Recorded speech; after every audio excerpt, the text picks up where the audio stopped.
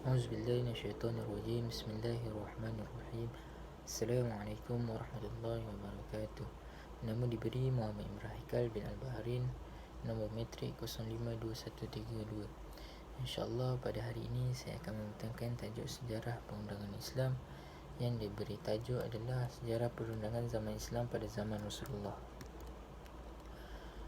Mengikut istilah agama dan undang-undang, pada bahasa perundangan atau al-syariat membawa maksud jalan yang lurus. Pada istilah pula, perundangan bermaksud mengatur dan menyusun undang-undang yang berhubung dengan hukum-hukum perbuatan orang atau dikenali sebagai mukallaf, masalah-masalah dan peristiwa yang terjadi kepada mereka. Seterusnya, pada zaman Rasulullah, masa yang telah dilakukan oleh Rasulullah adalah bermula dari zaman Rasulullah dilantik menjadi Rasul, iaitu pada 610 Masihi sehingga wafatnya, iaitu pada 632 Masihi. Tempoh perundangan itu berlaku adalah pada 23 tahun. Cara perundangan itu berlaku adalah secara beransur-ansuran selama 22 tahun. Punca undang-undang disyariatkan berdasarkan kepada kes-kes yang berlaku pada masa itu. Apabila berlaku suatu perkara atau kes di kalangan para sahabat, mereka akan bertanya kepada baginda SAW untuk mendapatkan jawapan kepada permasalahan tersebut, dan Rasulullah akan memberikan jawapan melalui dua kaedah.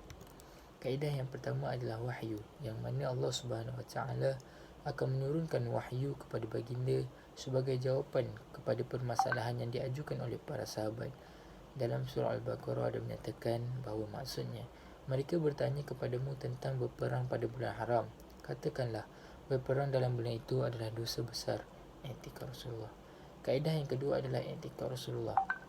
Apabila Allah Subhanahu Wa Taala tidak menurunkan wahyu sebagai jawapan kepada persoalan atau permasalahan yang ditujukan oleh para sahabat, Rasulullah SAW akan meletakkan i'tikad berdasarkan ilmu serta pengawasan dan pemerhatian daripada Allah Azza wa Jalla.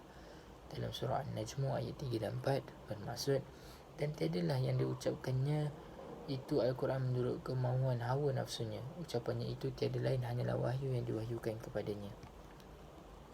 Dalam keadaan ini, apabila terdapat ijtihad Rasulullah SAW yang tersalah atau melencong daripada landasan yang ditetapkan, maka pada ketika itu baginda SAW akan ditegur oleh Allah Subhanahu Wa Taala agar baginda memperbetulkan kembali ijtihadnya.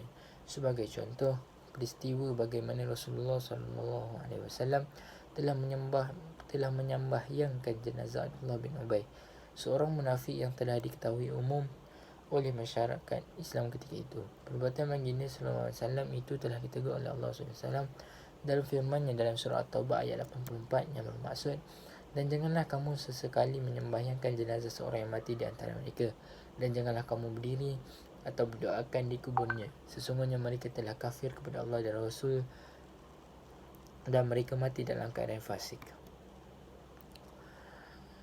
Peringkat perundangan yang pertama iaitu adalah pada di tanah Mekah, iaitu selama 12 tahun dan beberapa bulan.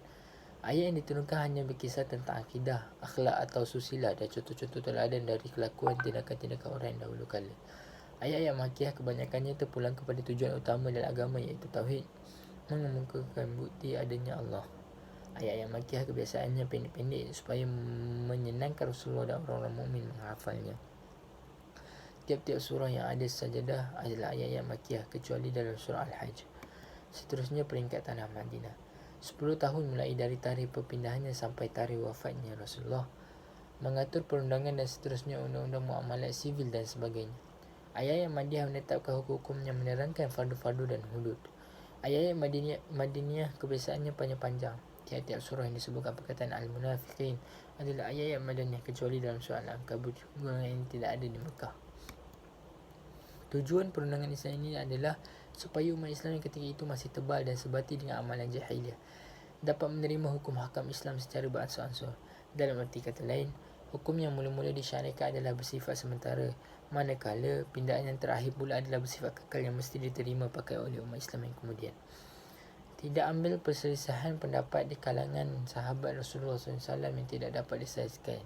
Ini kerana apabila terdapat perselisihan pendapat di kalangan sahabat, dan juga yang melibatkan Rasulullah SAW sendiri mengenai suatu kes, ini kemudahan akan diselesaikan dan ditentukan kebenarannya oleh Allah Subhanahu Wa Taala.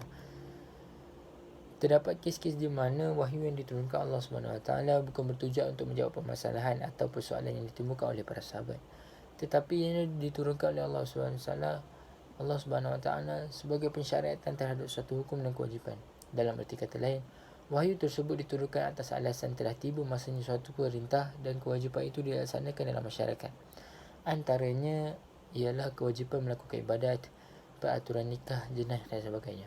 Tujuan yang keempat adalah ketika tertubuhnya negara Islam Madinah, masyarakat sangat-sangat memerlukan kepada suatu undang-undang atau perlembagaan yang boleh menjadi panduan dalam kehidupan seharian, serta dapat mengatur hubungan antara bersama manusia dan juga hubungan antara manusia dengan Allah Azza wa Jalla. Sekian sahaja daripada saya. Segala yang baik datang dari Allah dan segala yang kurang datang dari diri saya sendiri. Assalamualaikum warahmatullahi wabarakatuh.